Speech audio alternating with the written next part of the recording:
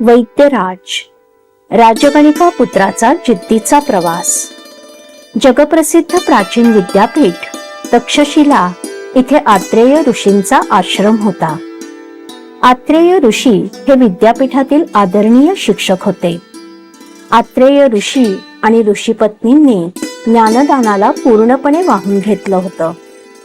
ऋषींच्या आश्रमात राजपुत्रापासून ते सर्वसामान्यांच्या मुलांपर्यंत सगळे विद्यार्थी असत. गुरुजी विद्यार्थ्यांना शिकवताना कोणताही भेदभाव करत नसत. मुळात त्या काळात विद्या ही विकण्याची बाब नव्हती.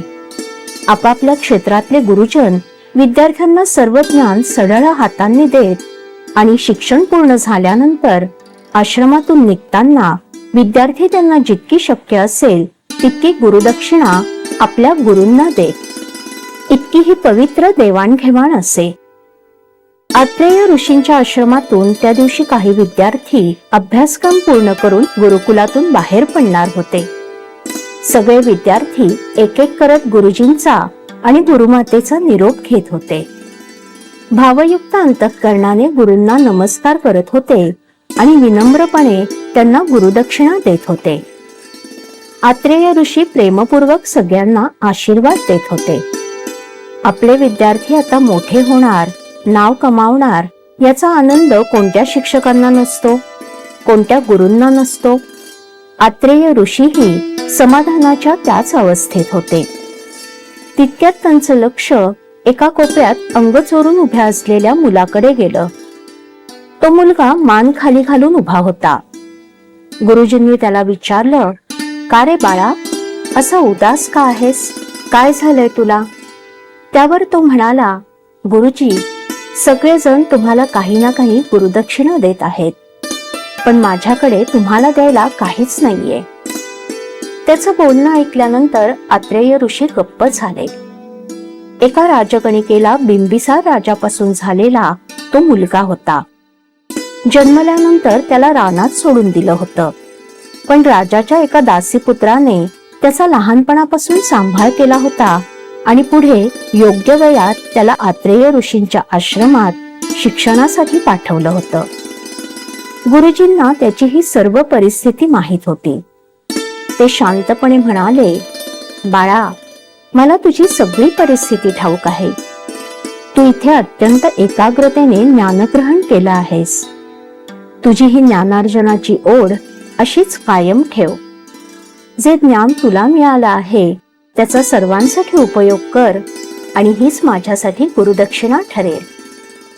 त्या विद्यार्थ्याला गुरुजींचं बोलणं पटत होतं, पण तरीही त्याचं मन मानत नव्हतं. आपल्या गुरूंना काहीतरी गुरुदक्षिणा द्यायचीच असा हट्ट तो धरून बसला होता. शेवटी ऋषींनी त्याला आज्ञा केली की जगाला ज्याचा काहीही उपयोग होत नाही अशा झाडाची 4 पानं तुम्हाला गुरुदक्षिणा म्हणून आणून दे. गुरुजी आपल्याकडून गुरुदक्षिणा घेणार याचाच त्या विद्यार्थ्याला खूप आनंद झाला. गुरूंच्या आज्ञेप्रमाणे त्यांचा शिष्य गुरुदक्षिणा शोधण्यासाठी निघाला. यासाठी तो रानावनात, डोंगर दऱ्यात, टेकड्यांवर, पर्वतांवर सगळीकडे शोध घेऊ लागला. रोजच्या व्यवहारातल्या तुळस, बेल, कडुलिंब, दुर्वा, कोरफड, आवळा यांचा त्याने अभ्यास केला, पण ते सगळे उपयुक्तच होते. त्यानंतर त्याने फळझाडं, फुलझाडं यांचाही अत्यंत बारकाईने आणि चिकित्सक पद्धतीने अभ्यास केला. अशा प्रकारे त्याने हजारो झाडांचा अभ्यास केला. या संपूर्ण अभ्यासात त्याला आढळून आलं की काही वनस्पतींचा, झाडांचा उपयोग औषधांसाठी, तर काहींचा उपयोग एकापेक्षा जास्त प्रकारे होऊ शकतो. त्याचं हे काम जवळजवळ 3 वर्ष सुरू होतं.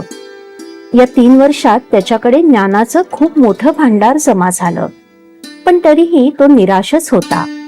याचं कारण तो आपल्या गुरूंना त्यांनी सांगितलेली गुरुदक्षिणा देऊ शकत नव्हता. त्याच हताश मनस्थितीत तो गुरुकुलात परतला.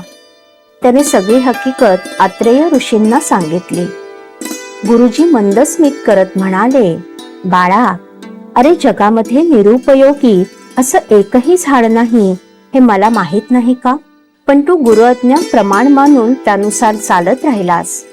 तुला माझे भरभरून आशीर्वाद आहेत. असं म्हणून गुरुजींनी त्याला आशीर्वाद दिले आणि त्यांचा हा शिष्य पुढच्या प्रवासासाठी मार्गस्थ झाला.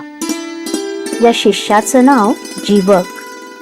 आयुर्वेद आणि शल्यचिकित्सा म्हणजे सर्जरी यात त्यांनी सखोल शिक्षण घेतलं होतं. प्राचीन भारतातील अत्यंत प्रसिद्ध आणि कुशल असे वैद्यराज म्हणून त्यांना आजही मानाने ओळखलं जातं. जीवक गौतम बुद्धांचे निष्ठावान अनुयायीही बनले. जीवक यांचं वैशिष्ट्य असं की कोणतीही अनुकूल परिस्थिती नसताना केवळ आपल्या कौशल्यावर, जिद्दीवर आणि योग्य गुरूंच्या मार्गदर्शनामुळे ते या मोठ्या पदाला पोहोचू शकले.